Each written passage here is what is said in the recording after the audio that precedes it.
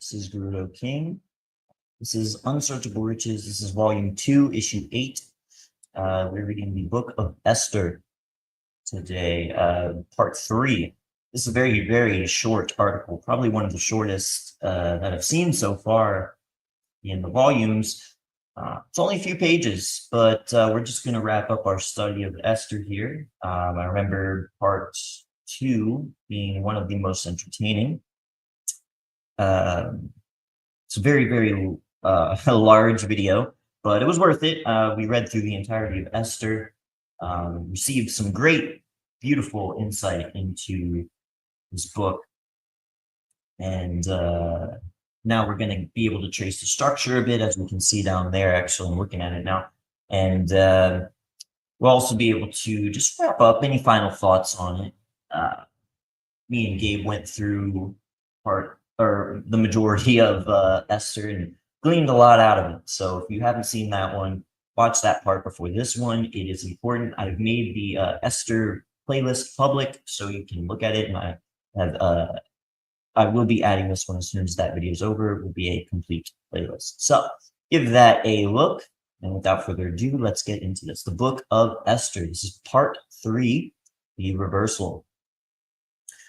From what has already been said, it is clear that the Book of Esther traces the development of two concurrent and conflicting movements. One militates against the righteous and the other against the wicked. We present the following analysis. Verses 1, in chapter 1, 1 through 4, we see Ahasuerus' greatness. The plot gets formed from chapter 1, verse 5 to chapter 4, verse 3. It's 5 different steps. We have the king's palace. There's a feast in chapter 1, verses 5 to 12. There's the elevation of the D-bag Haman, chapter 3, verses 1 through 7. I kind of added that D-bag part, but God's a little more proper than I am, I guess. Part 3 was Haman's request in chapter 3, verses 8 through 11. Part 4, where there was a decree against Israel in the rest of chapter 3, I guess. And then in chapter 5, or part 5, there's Mordecai and the Jews. There's a fast in chapter 4, verses 1 through 3. Then the plot is overthrown in the second half of the book. There is another fast. We see the inversion in chapter 4, verse 4 to 6:10. Here's the elevation of Mordecai in chapter 6, verses 11 through 14. We have Esther's request, contrasting Haman's request in chapter 7, verses 1 to chapter 8, verse 6. There is another decree for Israel in chapter 8, verses 7 to 17. And then Mordecai and the Jews. There's a feast for chapter 9. And then in chapter 10, we get the contrast from up here, the Ahasuerus' greatness. It is Ahasuerus' greatness shared by Mordecai and the Jews. Very beautiful. We feel it is unnecessary to dilate. The plan is self-evident. The two movements progress concurrently. Yeah, as he covered in the last part. As the evil plans of the adversary develop themselves, the benevolent plans of God develop pari passu. Don't know what that means. Every phase of the one movement is checkmated by a corresponding phase in the other. The key is found in verses 21 and 21 of chapter 9. Quote, in the day that the enemies of the Jews hoped to have rule over them, whereas it was turned to the contrary, that the Jews had rule over them that hated them. And then the other verse, as the days wherein the Jews had rest from their enemies, and the month which was turned unto them from sorrow to gladness, and from mourning into a good day. The Book of Esther is a book of reversals. It shows us how man reverses the works of God to his own undoing. Now God reverses the works of man for the glory of his name and the good of his people.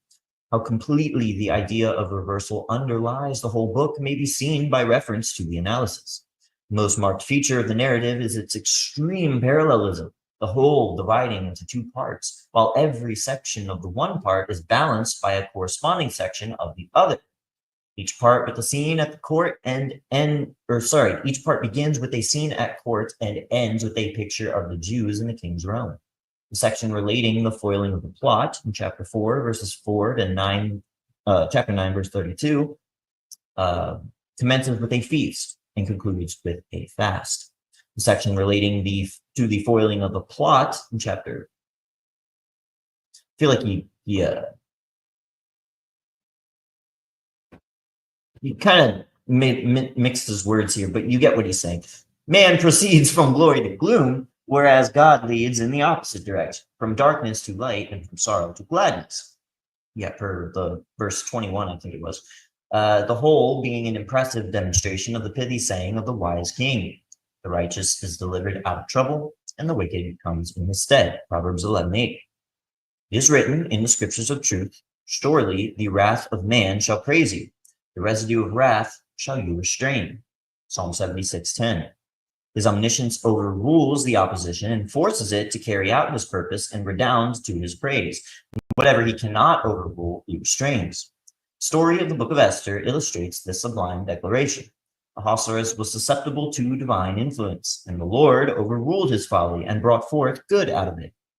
Haman could not be thus turned, so he was taken out of the way and hanged on gallows 50 feet high. Yeah. Haman was a fatalist. Yeah. This makes the swinging around of destiny still more emphatic. He relied on the lot and ignored God. In the end, it became apparent that not a blindfolded nemesis, but the living God holds the reins of government, and the feast of the lots was transformed to a feast of the Lord.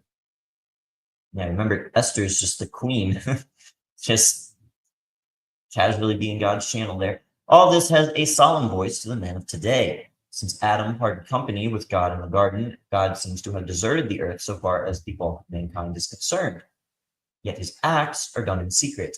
His ways, except to the anointed eye, are inscrutable.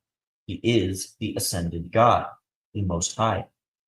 Instead of men knowing God as the provider of all their needs, his place is usurped by a blind, imperious weakling whom they dub Providence. Mystery is enhanced exceedingly in this day of peace, when the blatant atheist may loudly curse him to his face and still prosper. The time is hastening on when the mystery of God will be over. I'd also say the blatant, ignorant Christian. Men will find that they have that they will have to render an account to him, not only when the judgment summons comes, but during their life on the regenerated earth. His blessing, too, will come directly from his hand. God, and not Providence, will send the rain. If they doubt this, let them test it and forget to send their deputation to his glorious temple at Jerusalem. The thirsty ground and withered crops will eloquently plead his presence and power. And that is it. That is the end of the study here in the Unsearchable Riches on the Book of Esther. It is the only study in the Unsearchable Riches, as far as I'm aware, on the Book of Esther. So if we ever get any more, I will add to the series, to the playlist that I have. But otherwise, yeah, that is it. In the next part, we will wrap up the study of the Acts. I believe it's the last one, on page, looking now, 89 of the Unsearchable Riches. But yeah, we'll cross that line when we get there. Till then, I loved this series. This was excellent book. Yeah, we're actually just about done here with Acts as well. This is going to be the last in the study. So yeah, really exciting. Really glad that that this got to be read here on my channel before the snatching. I will see you all in the next one. Grace and peace.